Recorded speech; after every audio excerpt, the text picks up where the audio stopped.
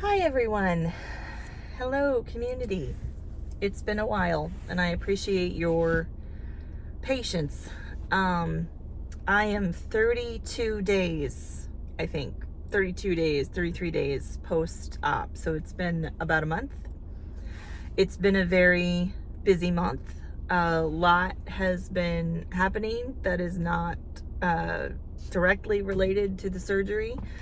Just kind of life keeps happening, and so I wanted to do a video both to update and to talk a little bit about the journey part of weight loss journey, because I think we use that term so frequently that it's lost a little bit of the I think it's lost a little bit of the meaning, because the journey part is not necessarily related to the weight loss.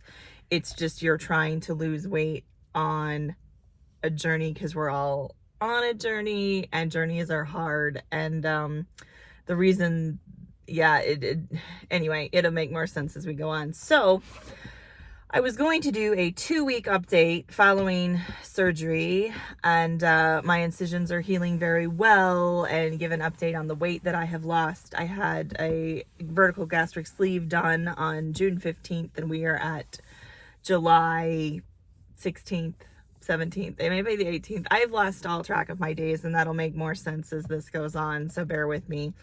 But like I said, I'm roughly 32 days post-op.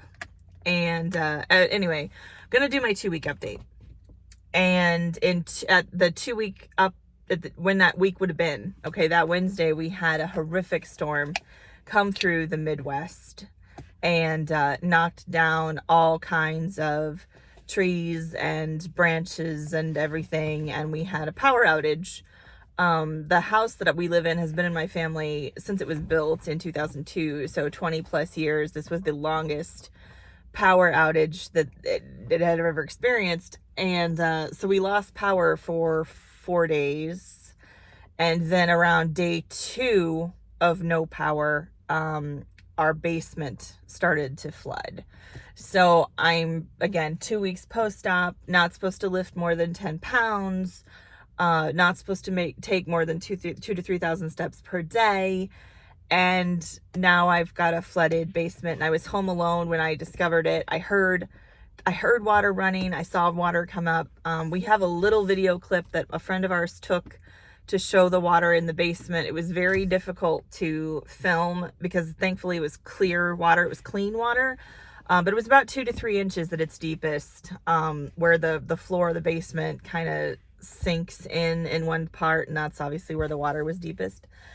The damage from the flood was thankfully very minimal. There's only a small piece of the flooring that's going to need to be replaced. There was a threshold transition piece between the end of the stairs and where the basement began, and it's shot. It was real wood, and it's completely warped, and there was a cat pee that had been there from years ago. And of course, once it got wet again, then it started to stink. And I think I don't know, the whole area was like, oh my gosh. So that part's very small.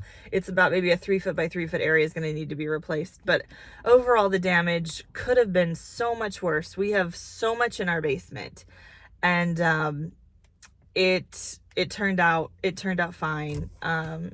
But again, the stress of dealing with the flood when you can't lift things and you can't move. And a friend of ours showed up and was like, okay, you sit down. Like, he's just like, you sit down. So I'm trying to sit down and not go over my steps and direct traffic. And of course I can't really eat anything at this point. You're still on like protein shakes and liquids at 2 weeks. And I'm like, oh my gosh. So I had no energy, and I'm trying to deal with that. And, I think the worst part for me was that I would try to take frequent breaks, but every time I would take a break, my partner would also take a break. And that was frustrating me because he didn't have the surgical restrictions that I did. And so I'm like, okay, but then I was like, but I can't like begrudge him a break or something, like it was frustrating, guys. It was a very frustrating time. And I was like, you know what? I'm just not going to film right now because there's a lot going on. And so then fast forward the next week, Week 3 would have been Thursday. And I was going to do an update on 3 weeks instead of 2. And again, 3 weeks would have been Thursday. And on Wednesday night, my boyfriend's father passed away unexpectedly at the emergency room. He went into the emergency room because he was not feeling well, and they were going to do a bunch of tests. And then the next thing I know, because they were in a different town. And he texted me and was like, you need to come out because they've just lost his vitals, meaning his father's they lost his vitals, and he never regained any kind of consciousness or heartbeat. Like, they never got a pulse back. Like, he was gone. So then 3 weeks post-op, we had a significant death in the family, and that was difficult as well, because I felt frustrated that this time in my life, like, I was depending on him to be there for me because I'm recovering from major surgery. I have such weird and low energy levels. Like, they're not great even when they're high. And, it's just, yeah. And then now I had to be there for him. And so I spent a while feeling sorry for myself, if I'm being honest. Like, there was a lot of like, why is this happening? What am I supposed to do? I felt so helpless. Like, I didn't know how to support him. I didn't know what to do. And a friend of mine basically gave me a good kick in the butt, and she's like, you are gonna have to be there for him, and it's a perfect storm, because I know you don't have any energy, and what little energy you have, you need to, support him, because he just lost his dad. And I'm like, okay, that makes sense. So I started doing the things that you do for anybody when somebody passes away. Food. I had not been grocery shopping. I was leaving that all to him because I'm not eating except for these lovely guys.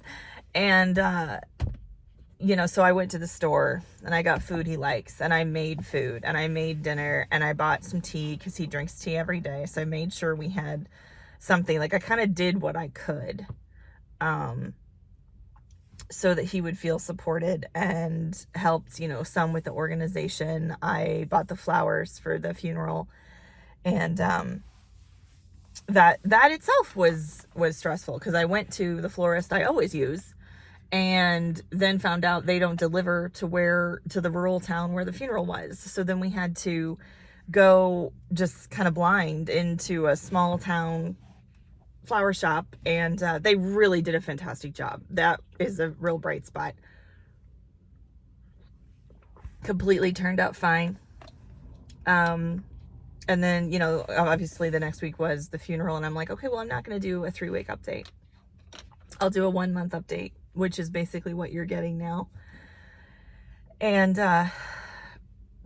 so went through the funeral, got through the visitation. It was all very, very sad. His side of the family, though, they had lived pretty insular lives. Like, they really hadn't been involved in the community or talked to a lot of people in a long time, and that kind of reflected at the funeral. And then I think that was really upsetting. It's just not a lot of people came. It was all very small.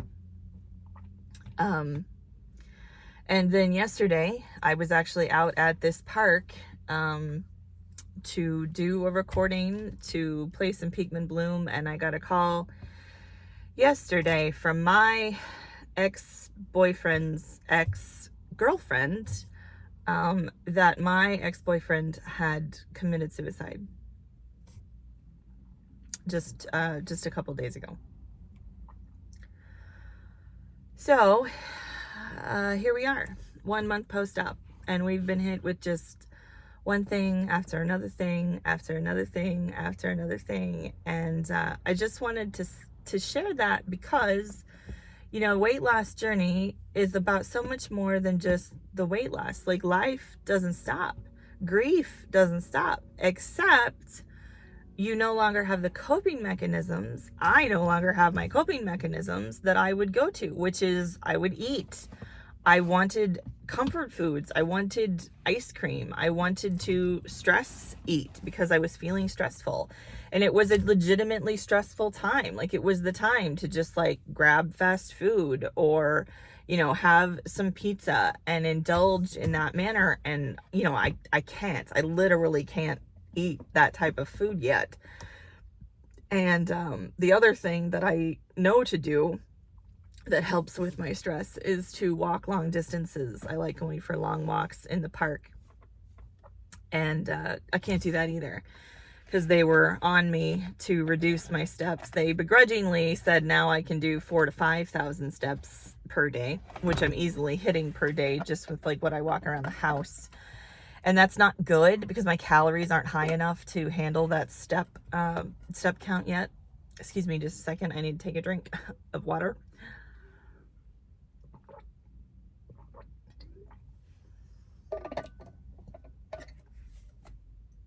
I was going to try to be all Instagrammer and drink my protein shake on camera, but that does not clear your throat of the mucus and the garbage. So, yeah, so now I'm in the very unenviable position of losing an ex-boyfriend when you're in a committed relationship, which I did some quick Googling, and it's a pretty common occurrence. It's more common than you think. And, you know, it is okay to have your grief over that person because they were a part of your life for a long time. And I think my partner's handling that, you know, pretty well. We did the things that we normally would do when we hear of someone's passing. We lit a candle. We wrote names of people affected on the candle, and then we got flowers. That's just something that we typically do. So we just did that for that person's passing. But yeah, it's then trying to focus on like your macros in the midst of all this, because when you don't have a choice, right? Because I just had life-changing surgery, and it's like I don't want to log my food. I don't want to focus on this right now. I can't focus on this right now. I tried to read some of my berry book the other day, and it was like I couldn't focus at all on what was on the page. Like, I just couldn't even read it. But it's like you really got to do something. I did prep chicken before I found out about my ex. I did prep chicken, and I was all really proud of myself. The chicken's been sitting really well. It's like one of the first non-mushy foods that I've tried is chicken, and a lot of people have trouble with chicken breasts, but that's what this is. It's a marinated chicken breast from Sam's. There's a video on it, and it's the exact same brand. I just did that again post-op in 3-ounce servings, and it made like 13. So the beauty of that is now I have food that's just in the freezer, so at least I have like one thing to grab and do, because before that it was just like I can't think about like what to grab and what to eat. And the pudding with the protein powder has really been a go-to because it's got some protein in it and it tastes good, and it's nice to have things that taste good when you're feeling kind of crummy. So some of you know, if you've listened to any of my earlier updates, before I went into my surgery, I was having back trouble. And actually, the most dramatic thing that had happened to that point, before the storm even, so just under 2 weeks, is that my back started spasming again. I think while I was on all the pain medication that they give you for the surgery and like the anesthesia, I had a reprieve with my back because it felt so much better with the medicine. And then as that started to wear off, it was like, oh no, now we're back to cramping and feeling crappy and spasming. And so I had actually been in bed like an entire day. I couldn't get out with back spasms, and I was trying to walk and was trying to do all the things that they said to the best of my ability. And then, like I said, then the storm happened and the flood happened and all that stuff happened. So I did make an appointment with physical therapy, and my physical therapy will begin tomorrow. Uh, I'm rambling, and I'm really trying to talk about grief and weight loss, which is that it's tough. I mean, it's tough under any circumstances, but it's particularly, if you're experiencing grief and you're in the middle of a weight loss journey, I encourage you to just be very conscious of that fact. Be gentle with yourself in ways that you can. I intend to get some of those drops that you flavor water with. I'm going to get grape. I've been like adding flavors a few at a time, and I haven't been the biggest fan of those, but trying to get 64 ounces of water in every day has really been a challenge. So I'm going to see if the grape makes me any happier, like if I like drinking it. I also enjoy pellet ice, so I've been trying to get a pellet ice about every other day from either the Sonic or the gas station. I got my nails done. I got a facial at the cosmetology school, so it was like their July special was actually a sensitive skin facial, which was really nice. I got some beauty products like a lip scrub and like a lip mask. Just little things to just give myself a little bit of attention, a little bit of, just attention. I don't know what else to call it, because life is really kind of hard and a little bit sucky right now. And, obviously we don't all have the ability to like go to Hawaii for a week and de-stress.